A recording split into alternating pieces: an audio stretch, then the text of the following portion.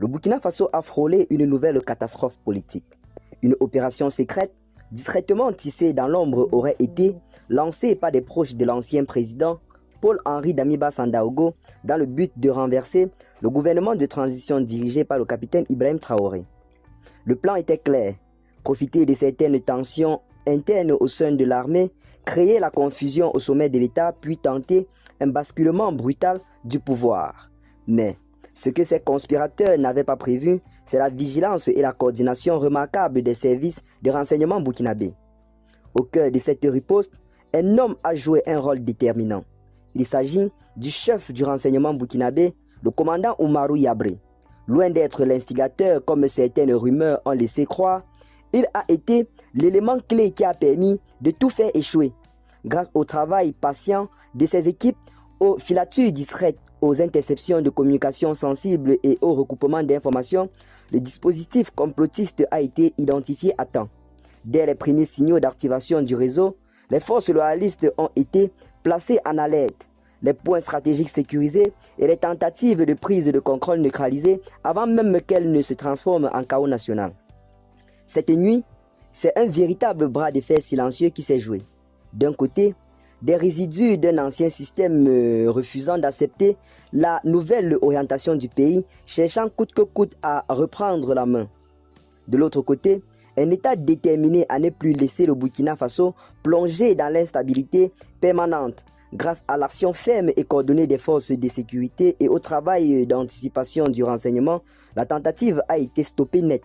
Le coup d'État a été officiellement déjoué, des interpellations ont suivi et les enquêtes continuent afin d'identifier toutes les complicités visibles comme invisibles. Cet épisode révèle beaucoup plus qu'un simple complot manqué.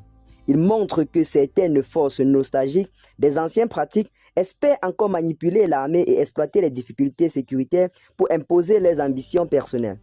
Mais il montre aussi que l'appareil d'État se renforce, apprend de ses erreurs et commence enfin à déjouer ses projets avant qu'ils ne détruisent tout. En protégeant la transition, le renseignement et les forces loyalistes ont voulu envoyer un message clair. La voie du Burkina Faso ne passera plus par les coups d'État, mais par la consolidation, la discipline et la défense de l'intérêt national et commun. Dans ce contexte, le capitaine Ibrahim Traoré sait que la vigilance doit être permanente.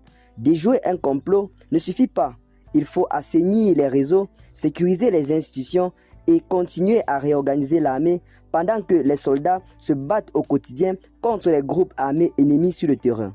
Car chaque tentative de déstabilisation interne affaiblit la lutte principale, la protection des populations et la reconquête de la souveraineté. Au final, cette nuit du 3 au 4 janvier 2026 restera comme un tournant décisif pour le Burkina Faso. Le pays aurait pu sombrer dans une nouvelle crise politique profonde, mais il a tenu bon. Le rôle décisif d'Oumarou Yabré et des services de renseignement rappelle qu'une nation se défend autant par l'intelligence que par la force. Et si cette histoire a une leçon, c'est celle-ci. Désormais, toute tentative de trahison, d'infiltration ou de manipulation visant à replonger le Burkina Faso dans le désordre trouvera en face de lui un État plus lucide, plus structuré et prêt à protéger son avenir.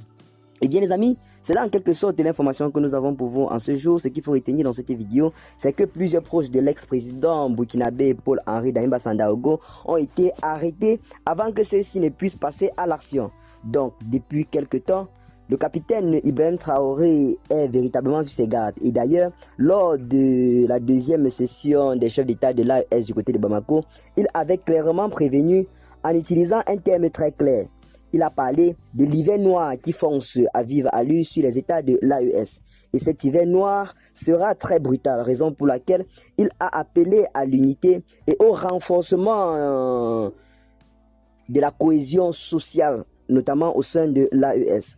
Pour preuve, lorsque le coup d'État a été annoncé, les populations sont sorties nombreuses pour encercler le palais présidentiel afin de protéger leur leader, à savoir le capitaine Ibrahim Traoré.